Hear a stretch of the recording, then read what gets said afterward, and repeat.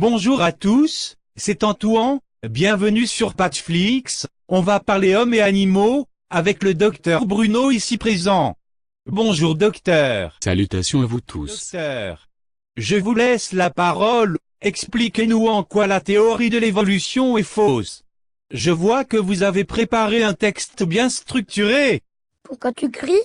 1, 2, 3, soleil, lune, terre, mère, père, frère. sœur. Bon stop là. Désolé, c'est mon fils Valentin, il s'est incrusté. Allez va au lit mon petit. Mais papa, je veux pas aller dormir, j'ai 5 ans, je te rappelle.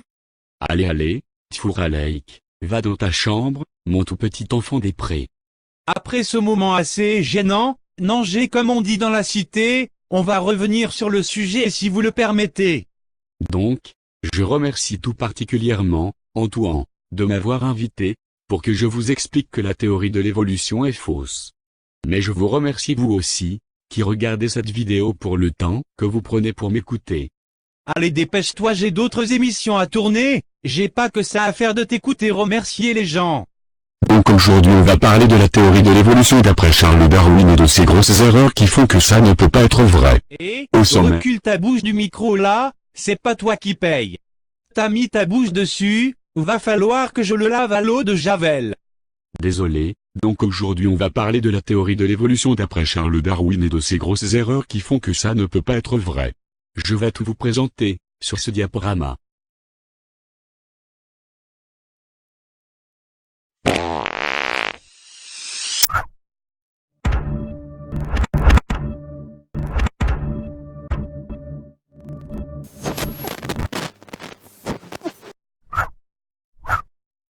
Au sommaire, dans un premier temps, nous allons voir des définitions et dans un deuxième temps, tous les arguments contre cette théorie, puis une éventuelle conclusion.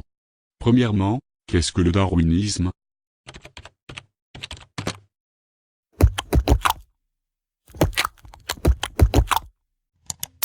D'après Wikipedia.org, le darwinisme désigne, en son sens strict, la théorie formulée en 1859, dans son livre L'origine des espèces, par le naturaliste anglais Charles Darwin, qui explique l'évolution biologique des espèces par la sélection naturelle et la concurrence vitale. Deuxièmement, toujours dans les définitions, qu'est-ce qu'une théorie?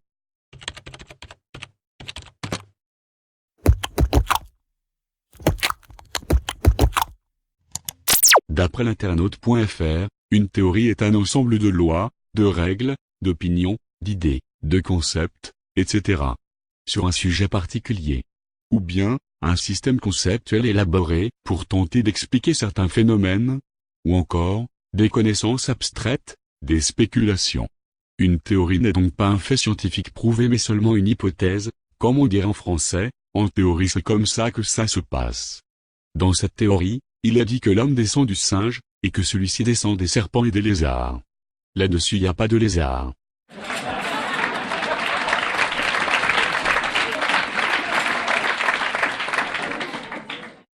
Et qu'avant le lézard il y avait des tortues et crocodiles, et qu'ils proviennent du poisson.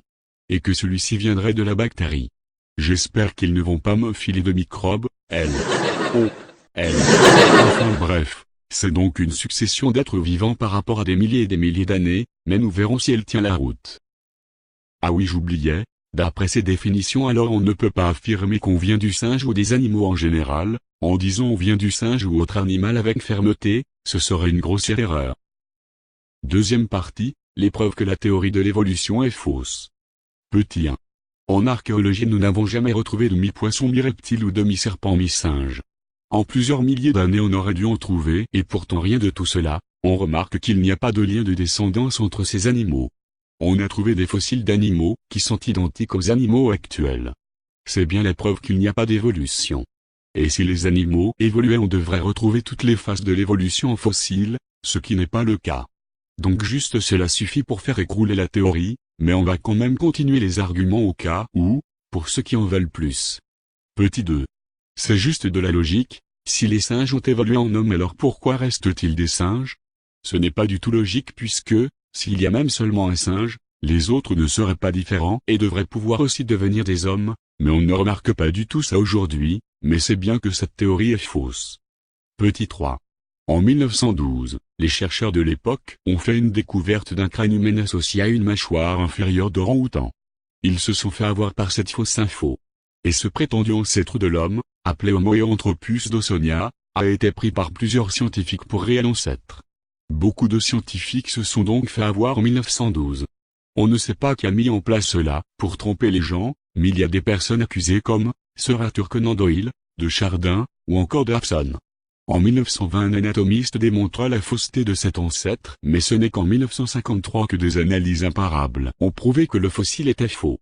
Faites donc attention à ceux qui sortent cet argument pour vous prouver qu'il y avait un ancêtre, mi-homme mi-orang-outan. Les scientifiques se sont donc trompés, ce qui montre que l'on peut faire des erreurs, n'est-ce pas Darwin?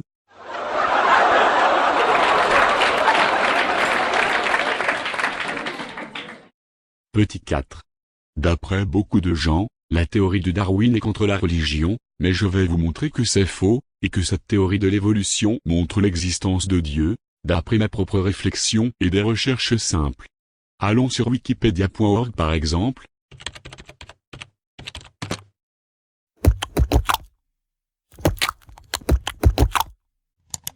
Il est dit, la biogénèse est la création d'un nouvel organisme vivant, par un ou plusieurs organismes existants, ou encore de nouvelles cellules, à partir d'une ancienne.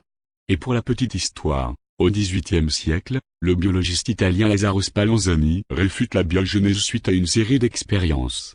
Vers 1860, Louis Pasteur renforce à son tour cette idée en démontrant définitivement l'impossibilité d'une génération spontanée dans la biosphère terrestre, en prouvant au contraire que la vie surgit toujours de la vie, je répète, en prouvant au contraire que la vie surgit toujours de la vie, je répète au cas où, en prouvant au contraire que la vie surgit toujours de la vie, soit le principe omne vivum ex vivo, ou similairement pour des cellules omni, cellula ou cellula. Attention, votre cerveau va peut-être chauffer.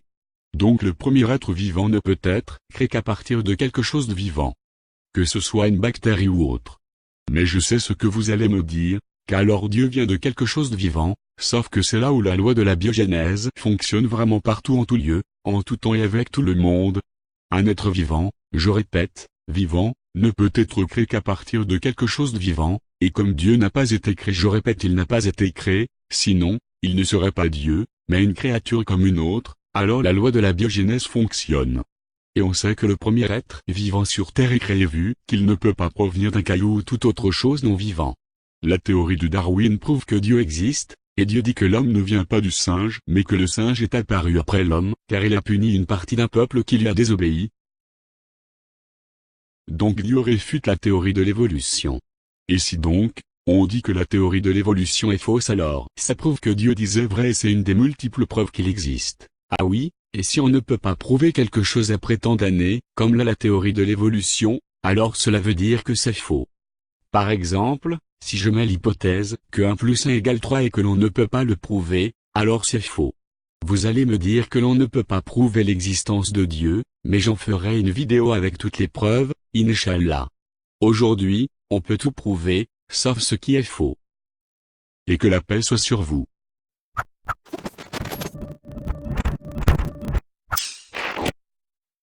Merci beaucoup pour ton intervention, cher docteur Bruno. Donc on va conclure, la théorie de Darwin a été réfutée dans cette vidéo, comme vous l'avez vu par le docteur Bruno avec l'archéologie, un peu de logique et des réfutations de menteurs scientifiques. Cette théorie prouve donc que Dieu existe et si on dit qu'elle est fausse alors, on prouve que Dieu existe aussi. Dans tous les cas il existe, du grand génie mon petit Bruno, du grand génie.